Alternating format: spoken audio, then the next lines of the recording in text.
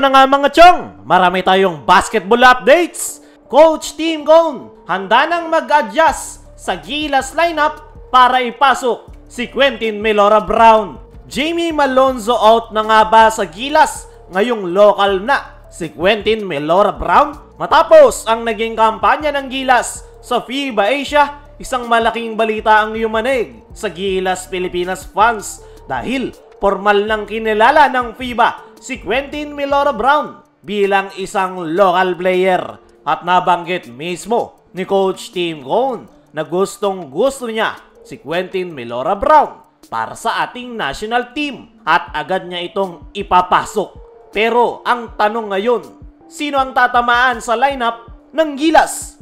Malaki ang tsansa na si Jamie Malonzo ang mawawala. Sa tagal ng usapin patungkol kay QMB ay hindi na siya sakop ng naturalized slot, kundi bilang homeground Pinoy na pwede nang maglaro as a local. At napakalaking bagay niyan para sa Gilas Pilipinas dahil ito nga'y isang 6'10" big man, isang rim protector at rebounder na matagal nang kulang sa Gilas Pilipinas. At ang panibagong ruling na yan ng FIBA kay QMB ay nagbibigay kay Coach Tim ng more flexibility sa Gilas. Pero dahil limitado sa 12 players ang lineup, ibig sabihin may isang Gilas mainstay na kailangang magbigay daan.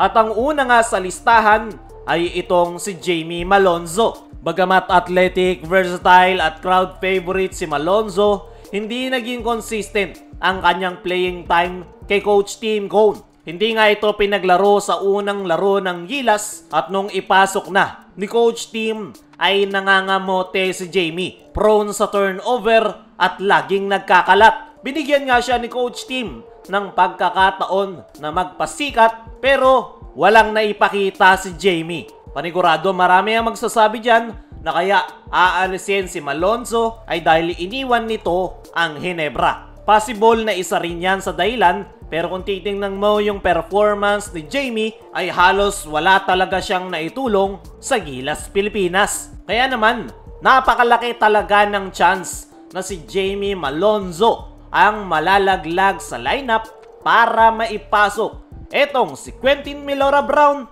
para sa Gilas Pilipinas lineup. Pero teka, hindi lang si Malonzo ang maaaring maapektuhan.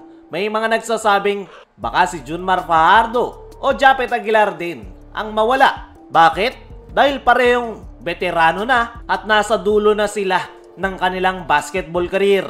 Eto real talk lang ha, si Junmar Fajardo ay kaya naman na makipagbanggaan sa loob ng painted area. Pero hindi nga siya makasabay sa mabilis na pacing sa international stage. Kaya siya nagiging liability sa Gilas. Pagdating naman kay Japet ay patapos na yung kanyang basketball career. Actually, retirado na talaga ito sa Gilas Pilipinas. Talagang hinila lang siya ni Coach Tim dahil kailangan ng dagdag reinforcement sa loob ng painted area. Kaya parehong nasa dulo ng kanilang Gilas journey etong si Japet Aguilar at Junmar Fajardo. Pero ayon nga sa ating mga trusted source, ay possible nga raw na si Junmar Fajardo, Japet Aguilar at Jamie Malonzo ay pare-parehong mawala sa Gilas lineup. Dahil kinoconsider na nga ni Coach Tim na magpasok ng mga mas batang players at isa na nga dyan etong si Quentin Melora Brown. Pero tignan na lang natin kung sino nga ba talaga ang papalitan netong si QMB para makapasok sa Gilas Pilipinas lineup. Kaya mga chong, sino sa tingin nyo ang mawawala sa Gilas lineup? I-comment mo lang dyan sa ibaba. Dumako naman tayo dito sa kabilang balita.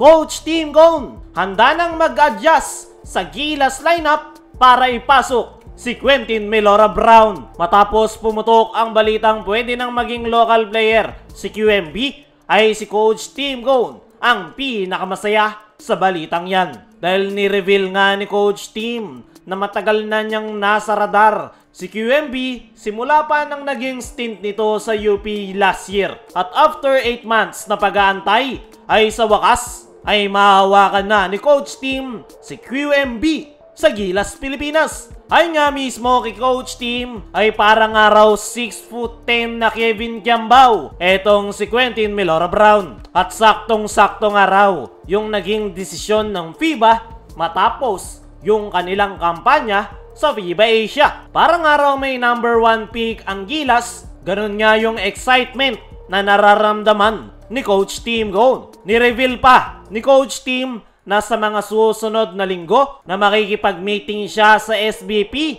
para magdagdag ng 2 more players sa Gilas, Pilipinas. At gaya nga ng sabi natin kanina, malaki ang chance na si Malonzo, Japet at Junmar Fajardo ang mawawala sa Gilas lineup. Sa ngayon ay excited na etong si Coach Team sa pagpasok ni Quentin Melora Brown para sa Gilas, Pilipinas.